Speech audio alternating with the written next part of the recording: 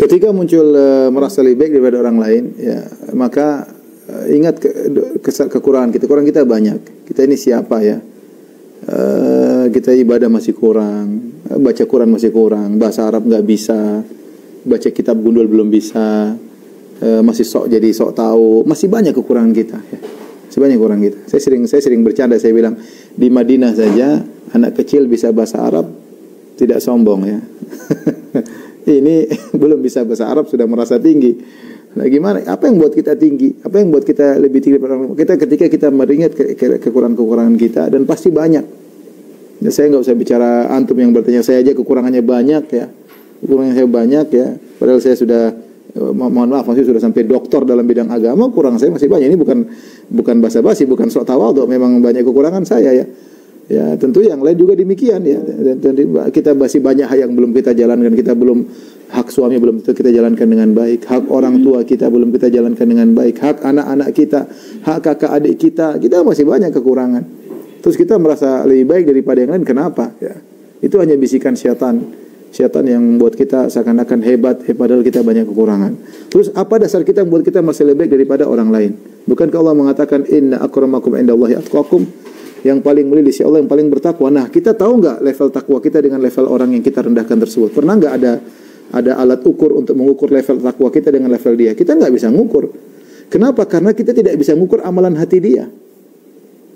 Gimana kita bisa merasa baik daripada dia? Sementara dia tidak ujub, kita ujub. Sudah rendah kita.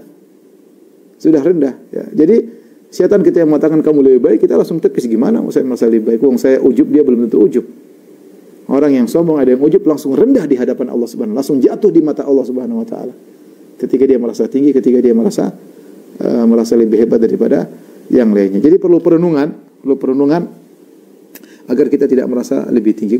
Kita bisa jadi, saya contoh, kita lihat orang sederhana, tapi ternyata dia sabar, ternyata tidak pemarah, ternyata dia sayang sama istrinya, ternyata dia sayang sama anak-anaknya, ternyata dia sering berbakti kepada orang tuanya. Kita lihat mungkin penampilannya, mungkin jilbabnya biasa-biasa aja, mungkin baca Al-Quran masih belepotan, tetapi ternyata luar biasa.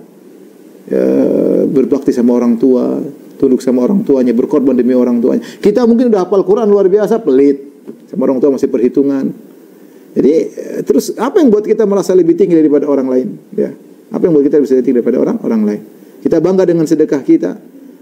Mungkin ada orang kita sedekah banyak, tapi ada orang lain mungkin dia punya uang cuma 100.000, dia sedekahkan 50.000, dia sedekahkan 50% hartanya. Harta kita 1 miliar, 100.000 nggak ada nilainya. Ya. Oleh karenanya jangan pernah kita merasa lebih tinggi daripada orang lain. Ya, karena kita terpedaya, kita baru zahirnya, belum kita amalan hatinya kita lebih tidak tahu lagi. Ya, tidak tahu lagi. Kita bicara tentang orang-orang tua kita dulu yang mungkin tidak belajar agama, tapi sabar mereka luar biasa. Perjuangan mereka ngurusin anak luar biasa. Yang kalau kita bandingkan dengan wanita zaman sekarang, mungkin anak sedikit sudah anak cuekin main HP, anak suruh main HP. Terus gimana kita? Padahal orang-orang tua dulu mungkin nggak ngaji, tapi mereka punya amalan luar biasa yang tidak bisa dibandingkan dengan kita. Jadi sekali lagi tidak perlu kita merasa tinggi di hadapan orang lain.